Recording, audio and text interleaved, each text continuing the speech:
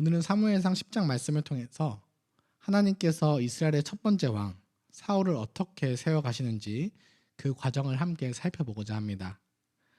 9장에서 평범한 청년이었던 사울은 나귀를 찾으러 나섰다가 하나님의 섭리 안에서 사무엘을 만났습니다. 그리고 이제 10장에서는 본격적으로 이스라엘의 지도자로 부름을 받게 됩니다. 하나님께서는 이 사울을 불러서 바로 왕위에 앉히지는 않으셨습니다. 하나님께서는 은밀하게 사울을 부르시고 기름을 부으셨습니다. 이를 통해 개인적인 확증을 거치시고 공적인 임명에 이르기까지 아주 세밀하고 완벽한 과정으로 사울을 새 사람으로 변화시키며 세워가셨습니다.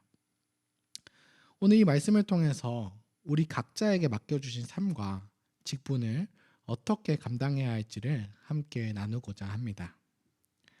사무엘은 먼저 사환들을 보내고 사울과 단둘이 남았을 때 그의 머리에 기름을 붓고 입을 맞추며 선포했습니다. 여호와께서 내게 기름을 부으사 그분의 기업의 지도자로 삼으셨다. 여기서 이스라엘은 하나님의 기업이라고 불립니다. 농부가 밭에 씨를 뿌리고 정성을 다해 가꾸듯이 하나님께서는 당신의 백성을 소중히 여기시며 가꾸어 가십니다. 사울이 받은 지도자라는 이 직분은 자기 마음대로 다스리는 자리가 아닙니다. 하나님의 뜻을 따라 백성에게 가르치고 인도하는 선지자적 성격이 담긴 직분이었습니다. 하나님께서는 사울의 마음속에 생길 수 있는 두려움과 의심을 제거하기 위해서 세 가지 객관적인 표적을 약속하십니다. 먼저는 현실의 문제를 해결해 주십니다. 사울은 라헬의 묘지 근처에서 잃어버린 나귀를 찾았다는 소식을 듣게 될 것입니다. 이는 먼저 그의 나라와 의를 구하는 자에게는 먹고 마시는 문제를 해결해 주시는 하나님의 배려와도 같습니다. 그리고 사울의 직분을 확증시켜 주시는데, 그래서 이 사울이 베델로 예배하러 가는 자들로부터 떡을 받게 됩니다. 원래 제사장의 몫인 이 떡을 받았다는 것은 사울이 이제 왕이자 선지자, 제사장의 이 거룩한 직분으로 공동체에 참여하게 되었음을 상징하고 있습니다. 마지막으로 이 사울에게 성령의 임재가 있습니다. 사울은 예언자의 무리를 만나게 될 것이고 사울 자신도 성령에 크게 감동하여 예언하게 될 것이라고 합니다. 이처럼 하나님께서는 우리를 부르실 때 말로만 하지 않으시고 우리의 삶 속에서 반드시 깨달을 수 있는 증거들을 허락하십니다. 사울이 사무엘을 떠나려고 돌아서는 순간 성경은 놀라운 사실을 기록하고 있습니다. 하나님이 새 마음을 주셨고 하나님께서 사울에게 새 마음을 주셨고 그날 그 모든 징조가 응했습니다. 하나님의 일을 감당하는 것은 사람의 성품이나 능력이 아닙니다. 성령님께서 그 위에 크게 임하실 때 비로소 가능하게 됩니다. 사울은 성령에 충만하여서 예언을 하게 되었고 이를 본 사람들은 놀라기도 하고 또 사울도 선지자 중에 있느냐 하고 비웃기도 했습니다. 그러나 사울은 그 비방에 반응하지 않았습니다. 오히려 겸손히 침묵했습니다. 심지어 집으로 돌아가서 작은 아버지께서 무엇을 했느냐고 물었을 때에도 자신이 왕으로 임명된 사실에 대해서는 끝까지 숨겼습니다. 이는 사울이 아직은 자신을 내세우지 않는 겸손함과 또 하나님의 때를 기다릴 줄 아는 지혜가 있었음을 보여줍니다. 우리에게도 하나님의 뜻을 위해서 침묵을 할 줄 아는 영적인 지혜가 필요합니다. 마지막으로 하나님께서는 미스바에서 모든 백성을 모으시고 제비뽑기를 행하십니다. 하나님은 이미 사울을 선택하셨지만 굳이 이 과정을 거쳐 가십니다. 그 이유는 백성들 전체가 왕을 세우는 과정에 직접 참여하게 함으로써 그 권위를 공적으로 인정하게 하려는 것에 의도가 있습니다.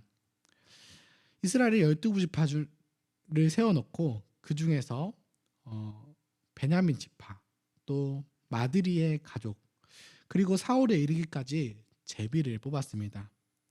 그리고 그때 사울은 진보다리 사이에 숨어 있었다고 합니다. 그는 다른 사람들보다 키가 훨씬 컸지만 마음만큼은 낮아져 있었습니다. 이제 사무엘은 나라의 제도를 기록하여 여호와 앞에 두었습니다.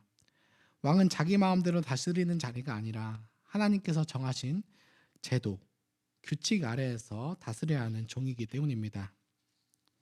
비록 사울은 비방하는 그 불량배들도 있었습니다. 하지만 사울은 그들의 멸시에도 잠잠했습니다. 하나님께서 세우신 그 질서를 신뢰했기 때문입니다. 그렇기 때문에 그 내면에서 올라오는 인간적인 분노를 참아낼 수 있었습니다. 오늘 사울이 왕으로 세워지는 이 과정은 오늘날 교회의 직분자가 세워지는 원리와 매우 닮아 있습니다.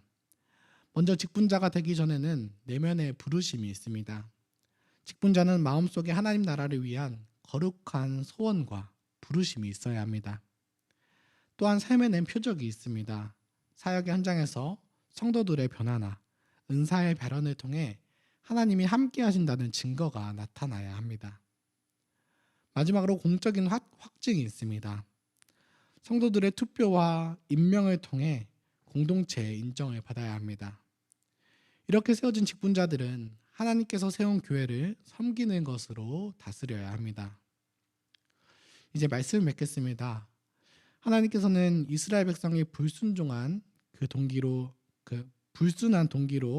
그 왕을 구했음에도 불구하고 그들을 내 백성이라고 부르시며 사울을 통해 구원 계획을 이어가셨습니다.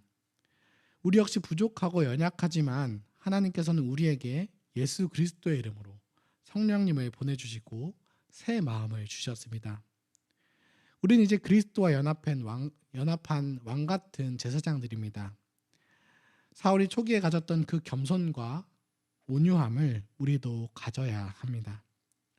나의 능력이 아니라 성령님의 강한 임재를 의지합시다. 하나님께서 우리를 각자의 자리에서 지도자로 성도로 부르셨다는 것을 믿고 그분의 섭리에 순종하며 또 승리하는 저와 여러분들이 되시기를 간절히 바라겠습니다. 함께 기도하겠습니다. 하늘에 계신 우리 아버지, 오늘 하루도 진리의 말씀 허락하시니 감사드립니다. 사울을 부르시고 세우시는 그 과정을 통해서 하나님의 섭리를 보게 하시니 감사합니다. 평범한 한 사람을 부르시고 또 새 마음을 주시고 성령님으로 채우시며 하나님의 일을 감당하게 하시는 것이 하나님의 은혜라는 것을 돌아봅니다. 세상 사람들과 다를 것이 없는 우리의 일상에도 삼위 하나님께서 구원을 약속해 주시고 구원을 또 이루어 가시니 얼마나 감사한지 모릅니다. 그런 하나님의 부르심을 받은 자들임에도 불구하고 여전히 우리의 능력과 생각을 의지하며 살아가는 모습들은 회개합니다. 우리를 불쌍히 여겨 주시옵소서. 사람들의 시선과 평가에 흔들리지 않고 사울이 오늘 보여주었던 그 겸손함과 침묵의 모습으로 하나님의 때를 신뢰하는 저희가 되게 하여 주시옵소서. 자녀를 양육하는 부모들이 하나님의 신실한 약속을 기억하게 하여 주시옵소서. 사울에게 새 마음을 주셨던 하나님께서 또 우리의 삶을 허락하시고 새 또 마음을 허락하셨음을 믿습니다. 동일한 은혜로 세워주신 유해시 목사님께도 능력을 더하여 주셔서 가르치는 직분을 잘 감당하게 하여 주시옵소서. 장로님들과 지자님들께서 성령이 충만하게 또 살아가게 하여 주시옵소서. 직분과 삶의 자리에서 사람의 뜻이 아니라 하나님의 뜻에 따라 충실히 감당하게 하여 주시옵소서.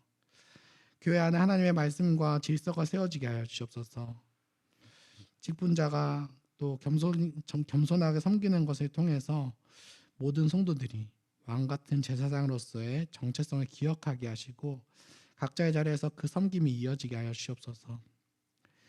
지금 이 시간에도 질병으로 고통받는 성도분들을 하나님께서 돌봐주시고 또 인간관계에서 어려움을 겪거나 재정의 어려움을 겪는 이들에게 하나님께서 더 큰 은혜로 위로하여 주시옵소서.